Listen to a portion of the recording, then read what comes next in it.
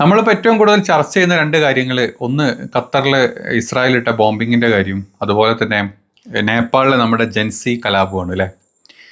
ഈ രണ്ട് കാര്യങ്ങൾക്കും ഒരേ ഒരു പ്രതിവിധിയേ ഉള്ളൂ എന്നാണ് നമ്മുടെ ഇന്ത്യയിലെ സംഘികൾ പറയുന്നത്.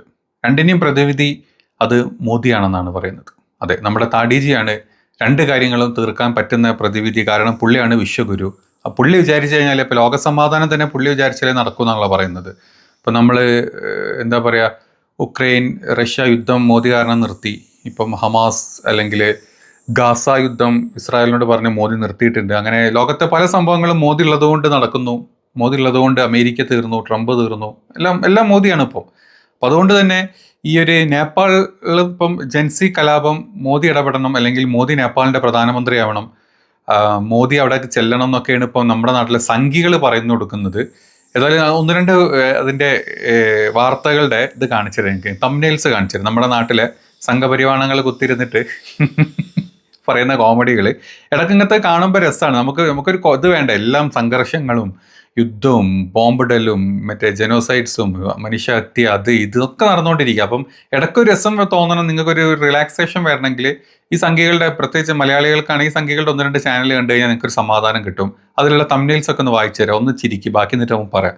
ഒന്ന് നേപ്പാൾ ഇനി ഇല്ല, ഇന്ത്യ ഇടപെടുന്ന പറഞ്ഞത് ഒരു സംഖ്യ ചാനൽ. തൊട്ടപ്പുറത്ത് വേറെ ഒന്നുണ്ട്, മസ്റ്റ് വാച്ചാണ്. സോണിയയുടെ പക, നേപ്പാൾ രാജാവിനെ കൊന്നു. ഓ അത് ശരിയാണ്, അപ്പോഴും നമ്മൾ അങ്ങനെയാണല്ലോ. നമ്മൾ മോദിയുടെ അച്ഛനെ പറഞ്ഞു എന്ന് പറഞ്ഞ സമയത്ത് ഈ കോൺഗ്രസ് നേതാക്കളുടെ മൊത്തം ഫാമിലിനെ പറഞ്ഞ് നടക്കുന്ന ഒരു പ്രത്യേക വിഭാഗം ജന്തുക്കളാണല്ലോ നമ്മുടെ സംഘപരിവാണങ്ങൾ. അപ്പോൾ ആ വാണങ്ങളിട്ടൊരിതാണ്.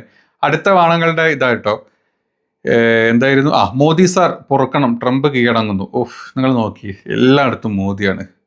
പിന്നെ ഇസ്രായേൽ നീക്കത്തിന് പിന്നിൽ മോദി. എൻ്റെ അമ്മ, ഇസ്രായേൽ ഖത്തറിൽ കൊണ്ട് ബോംബിട്ടത് വരെ മോദി കാരണമെന്നാണ് പറഞ്ഞത്.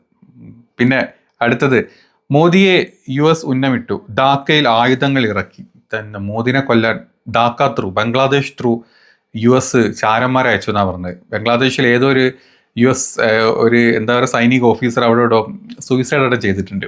അപ്പോൾ അത് നമ്മുടെ സംഘപരിവാരങ്ങൾ പറഞ്ഞത് മോദിനെ കൊല്ലാൻ വന്ന ആളാണ്, അവിടെ നിന്ന് നമ്മൾ തീർത്ത് കളഞ്ഞാന്നാണ് പറഞ്ഞത്. ഭയങ്കര നെട്ടിക്ക് വെറുതെ ചിരിച്ച രസമല്ലേ. പിന്നെ അടുത്തത്, ഇസ്രായേൽ നീക്കത്തിന് പിന്നിൽ മോദി. ഇതിങ്ങനെ ബാക്ക് ടു ബാക്ക് അടിച്ചുകൊണ്ടിരിക്കുക. പിന്നെ മോദി ഡോവലിനെ വിട്ടു, നേപ്പാൾ ഇന്ത്യയുടെ കയ്യിലായി. നേപ്പാൾ ഇന്ത്യയുടെ അല്ല, നേപ്പാൾ മോദിയുടെ പോക്കറ്റിലായി എന്ന് പറ. എൻ്റെ പൊന്നു സംഖ്യകളെ. അടുത്തത്, നേപ്പാൾ പറയുന്നു മോദി പ്രധാനമന്ത്രി ആവണമെന്ന്. കിട്ടു. അടുത്ത പ്രധാനമന്ത്രി മോദി തന്നെ. നേപ്പാൾ നമ്മളിങ്ങോട്ട് എടുക്കാൻ പോവാ, നമ്മുടെ സൈഡിലോട്ട് വെക്കാൻ പോകട്ടോ. ഇന്ത്യ ഇടപെടുന്നു, നരേന്ദ്രമോദിയോട് സഹായം അഭ്യർത്ഥിച്ച് ഖത്തർ. ഓ അങ്ങനെയുണ്ടായി അതിൻ്റെ ഇടയ്ക്ക്. ഓ അത് ശരിയാ. ഖത്തറിൻ്റെ സഹായാഭ്യർത്ഥന ഇന്ത്യനോണ്ടാണ്. ഇന്ത്യനോട് സഹായം അഭ്യർത്ഥിച്ച് ഖത്തറിൻ്റെ ആൾക്കാർ വന്നിട്ടുണ്ട്. എത്രയും പെട്ടെന്ന് അവിടേക്കുള്ള സഹായങ്ങൾ കൊടുക്കണം, നമുക്ക് തിരിച്ച് നെതന്യാഹുവിനെ അടിക്കണം എന്നായിരിക്കും പറഞ്ഞിട്ടുണ്ടാവുക. അപ്പം ഇങ്ങനത്തെ ഒരു 100 സംഘപരിവാണ ചാനലുകളിൽ ഇങ്ങനത്തെ വാണം ന്യൂസുകൾ വന്നുകൊണ്ടിരിക്കും. ഇത് കണ്ട് ലുട്ടാപ്പി കഥ കേൾക്കാൻ ഭയങ്കര രസമാണ്. ഇവന്മാരുടെ ലുട്ടാപ്പി താടിക്കഥ കേൾക്കാൻ നല്ല രസമാണ്. ഇങ്ങനെ ഇരുന്ന് പറയും. അത് കേട്ട് നിർവൃതി അടഞ്ഞ് സുഹൃതം കൊണ്ട് ജീവിക്കുന്ന കുറേ സംഘികളുള്ള നാടാണ് നമ്മുടെ നാട്. പ്രത്യേകിച്ച് കേരളം ഇപ്പം അങ്ങനെ ആയി മാറിയിട്ടുണ്ട്. ഇത് കണ്ടിട്ട് കണ്ണീരൊലിച്ച് വീട്ടിൽ പട്ടിണി കിടന്ന് തെണ്ടിത്തരയി ചെറ്റക്കൊടിയിലായിരിക്കും. എന്നാലും ഇതൊക്കെ കണ്ട് ഭയങ്കരമായിട്ട് ഉള്ളിൽ സന്തോഷം വരുന്നൊരു സംഖ്യകളുണ്ട്. സംഖ്യകൾ പൊതുവെ എടുത്തു നോക്കിയാൽ എല്ലാം പട്ടിണിയും പരിവട്ടമൊക്കെ തന്നെയാണ്, വലിയ മെച്ചമൊന്നുമില്ല സംഖ്യക്ക്. അപ്പോൾ പിന്നെ ഇങ്ങനത്തെ ന്യൂസെങ്കിലും കണ്ടിട്ടൊരു സമാധാനം കിട്ടട്ടെ എന്ന് വിചാരിച്ചിട്ടാകും ഇങ്ങനത്തെ ന്യൂസ് വിടുന്നത്. അതുകൊണ്ട് അത് നടക്കട്ടെ, നമ്മളൊന്നും പറയുന്നില്ല. ഇനി നേപ്പാൾ ഇപ്പം ഇത്രയും പ്രശ്നങ്ങൾ ഉണ്ടായതിൽ ഇപ്പം രണ്ട് കൂട്ടരാണ് ഇവർ. ഒന്ന് അമേരിക്കയുടെ ഡീപ് സ്റ്റേറ്റ് കാരണമാണ് നേപ്പാളിൽ ഇങ്ങനെ ഉണ്ടായത്. രണ്ടാമത് പറയുന്നത് ഇസ്ലാമിക് തീവ്രവാദത്തിൻ്റെ ഇടയിൽ കൂടെ കടന്നു കയറുന്നുണ്ടെന്നാണ് പറഞ്ഞത്. പിന്നെ എന്താ പറയുക, അതുപോലെ ഈ ഇവാഞ്ചലിക് ക്രിസ്ത്യൻ മൂവ്മെൻ്റ് ആണെന്നൊക്കെ പറയുന്നുണ്ട്. നമ്മളൊരു കാര്യം ചിന്തിച്ച് നോക്കണം. ഈ നേപ്പാൾ എന്ന് പറഞ്ഞത് 1990, അതായത് 2008 വരെ അവിടെ രാജ്യഭരണമാണ്. അത് 1990 മുതൽ തന്നെ രാജ്യഭരണത്തിൽ നിന്ന് അത് ഒരു ഡെമോക്രസിയിലോട്ട് ഉള്ള ഒരു പരിണാമം അവിടെ നടക്കുന്നുണ്ട്. അന്നത്തെ ഒരു പീപ്പിൾ മൂവ്മെൻ്റ് ഒക്കെ ഉണ്ടായിരുന്നു. അതിനുശേഷം ഇങ്ങനെ പകുതി കുറച്ച് അതായത് രാജ്യഭരണത്തിൻ്റെ കൈകടത്തിൽ കുറച്ച് കൊണ്ടുവന്ന് 2006 വീണ്ടും ഒരു മൂവ്മെൻറ്റും കൂടെ വന്നു. അങ്ങനെ 2008 കംപ്ലീറ്റ് ഒരു ജനാധിപത്യ രാജ്യമായിട്ട് മാറിയിട്ടുള്ള രാജ്യമാണ് നേപ്പാൾ. അപ്പം അത്രയും കാലം, ഈ ഇത്രയും വർഷങ്ങൾ സ്വാതന്ത്ര്യം കിട്ടി 2008 വരെ എന്ന് പറഞ്ഞ സമയത്ത് തന്നെ അവിടെ ഹിന്ദു രാജ്യമാണല്ലോ, ഹിന്ദു ഭരണാധികാരികളാണ്, ആദ്യത്തെ ഹിന്ദു രാജ്യമാണെന്നൊക്കെയാണ് നമ്മൾ പറയപ്പെടുന്നത്. ഈ ഹിന്ദുത്വത്തിൻ്റെ ഇടയിലുള്ള വർഗീയത എന്നല്ല, ഈ എന്താ പറയുക, വംശം കാസ്റ്റ് ജാതിയൊക്കെ ഭയങ്കരമായിട്ട് നിൽക്കുന്ന ഒരു സ്ഥലമാണ് നേപ്പാൾ അന്നും ഇന്നും.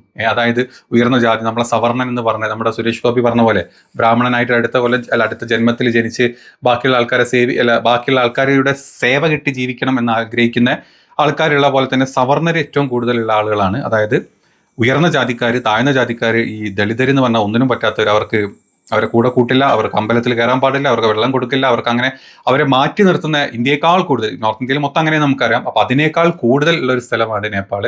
ഒരു ഹിന്ദു രാജ്യമാണ് ആ സമയത്തൊക്കെ. ഒരു ഹിന്ദു ഇതിൽ തന്നെ എന്താ പറയാ നിയമവലി മുന്നോട്ട് കൊണ്ടുപോയിട്ടുള്ള രാജ്യമാണ്, രാജ്യഭരണമായിരുന്നു. അങ്ങനെ അതിൽ കഷ്ടപ്പെട്ട് മടുത്ത് അവിടുത്തെ ഒരു ജനങ്ങളുണ്ടല്ലോ, അവിടുത്തെ സാധാരണ ജനങ്ങൾ ഒരുപാട് മടുത്താണ് അവിടെ ജീവിച്ചിരുന്നത് ഈ പറഞ്ഞ 2008 വരെ. അപ്പൊ അതുകൊണ്ട് തന്നെയാണ് ഈ പീപ്പിൾ മൂവ്മെന്റ് വരുന്നതും. ജനാധിപത്യം വേണം, ഞങ്ങൾക്ക് ഈ രാജ്യഭരണം വേണ്ട, ഈ മറ്റേ രാജാവിന്റെ എന്താ അങ്ങനെ അടിമകളായിട്ട് നിന്ന് യാചിച്ച് നിന്നിട്ടേ, അതായത് ഉയർന്ന കാസ്റ്റിലുള്ളവർക്ക് പ്രഭുക്കന്മാരും അവർക്കെല്ലാം ബാക്കിയുള്ളവർക്കൊന്നും അല്ലാത്തൊരവസ്ഥയിൽ കഷ്ടപ്പെട്ട് ജീവിച്ച ആൾക്കാരാണ്. അങ്ങനെ ഈ ഒരു 2000 ഇങ്ങോട്ട് ഇവിടുന്ന് ഒരുപാട് ആൾക്കാർ, അതായത് ജോലിയും കൂലിയും ഒന്നും ഇല്ലാത്ത പാവപ്പെട്ട ഒരുപാട് ആൾക്കാർ പുറം രാജ്യങ്ങളിൽ നല്ല പോലെ പോയി ജോലി ചെയ്യാൻ തുടങ്ങിയിട്ടുണ്ട്. അപ്പൊ നിങ്ങൾ UAE എടുത്തോ, ഖത്തർ എടുത്തോ, നിങ്ങൾ ഇപ്പം സൗദി എടുത്തോ, ഇവിടൊക്കെ താഴ്ന്ന ജോലിയിൽ, അതായത് ക്ലീനിങ് ജോലിക്കാർ നിങ്ങൾ എടുത്തു നോക്കിയാൽ, ക്ലീനിങ് ജോലിക്കാർ, റെസ്റ്റോറൻറ്റിലുള്ള ജോലിക്കാരൊക്കെ ഒരുപാട് നേപ്പാളീസാണ്. അതായത് കൂടുതൽ പേര് അവിടെ ഇങ്ങനത്തെ സാധാരണ നാട്ടിലത്തെ കഷ്ടപ്പാട് കാരണം, നാട്ടിലത്തെ ഈ എന്താ പറയുക ജാതി വംശീയ അധിക്ഷേപവും കാര്യങ്ങളൊക്കെ കാരണം അവിടെ നിന്ന് എങ്ങനെയെങ്കിലുമൊക്കെ മുന്നോട്ട് വന്ന് ഇങ്ങനെയുള്ള എന്താ പറയുക ജോലി ചെയ്ത് കുറച്ച് കാശൊക്കെ അവിടെ നിന്ന് ഉണ്ട്. വളരെ തുച്ഛമായ സാലറി ആയിട്ട്. ഈ പറഞ്ഞ ഗൾഫിൽ ചെന്ന് കഴിഞ്ഞാൽ ഇവരുടെ സാലറി തന്നെ വളരെ കുറവ്, പക്ഷെ അവർക്കത് വലുതാണ്.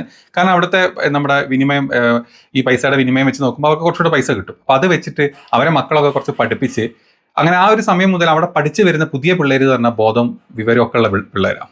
അതുകൊണ്ട് തന്നെ ഒരു സമയത്ത് അവിടുത്തെ ഈ 2008 ശേഷം അവിടെ ഇപ്പം എന്താ പറയുക ഒരു ജനാധിപത്യം കൊണ്ടുവന്നിട്ടുണ്ടെങ്കിലും അവിടെ വന്നിട്ടുള്ള ഭരണപക്ഷമാണെങ്കിലും പ്രതിപക്ഷമാണെങ്കിലും ഒക്കെ അവരുടെ ആ പഴയ രാജ്യ ഭരണത്തിന്റെ അല്ലെങ്കിൽ ആ ഒരു ഹയർ കാസ്റ്റിലെ ആൾക്കാരാണ് ഈ പറഞ്ഞ സ്ഥലത്തോടൊക്കെ കൂടുതൽ വന്നിട്ടുള്ളത്. അതുകൊണ്ട് തന്നെ അവർക്ക് അപ്പോഴും അവരുടെ ഉള്ളിൽ ഈ ജാതീയത ഒരുപാടുണ്ട്.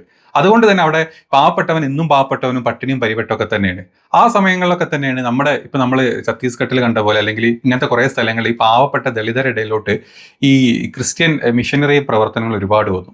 അങ്ങനെ നമ്മളെ ത്രൂ, അതായത് നമ്മുടെ ഈ എന്താ പറയുക ഈ ആസാം, സിക്കിം ആ ഒരു സൈഡിൽ നിന്നുള്ള ഒരുപാട് മിഷനറി ആൾക്കാർ അങ്ങോട്ട് ക്രോസ് ചെയ്യാൻ തുടങ്ങി. അങ്ങനെ അങ്ങോട്ട് ക്രോസ് ചെയ്ത് അവരവിടെ ഒരുപാട് മിഷനറി പ്രവർത്തനങ്ങൾ തുടങ്ങി.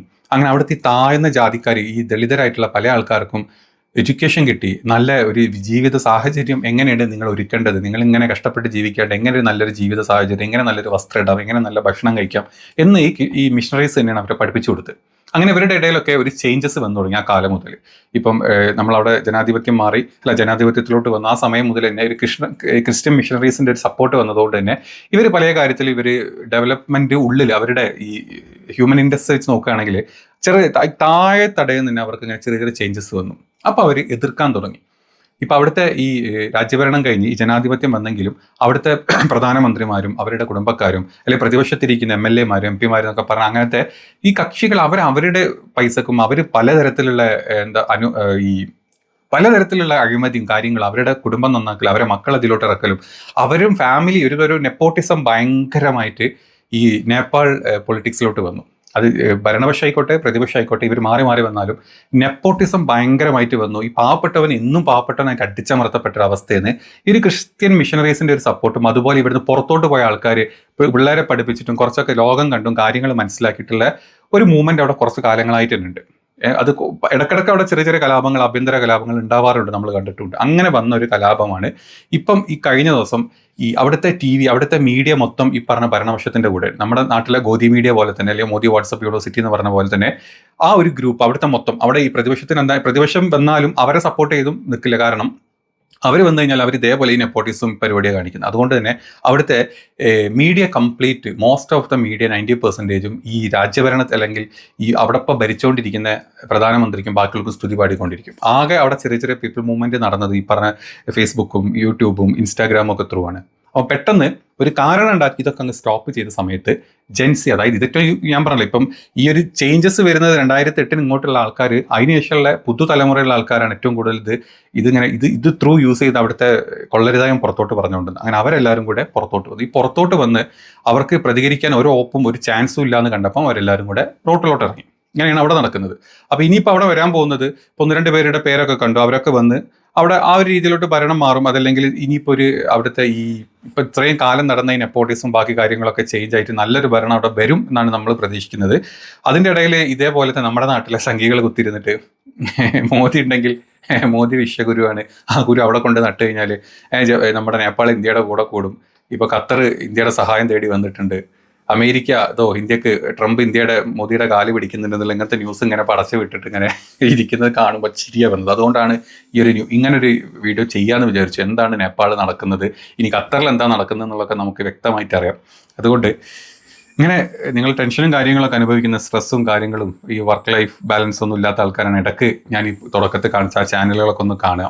കുറേ കഥകൾ കേൾക്കാം, രസമുള്ള കഥകൾ.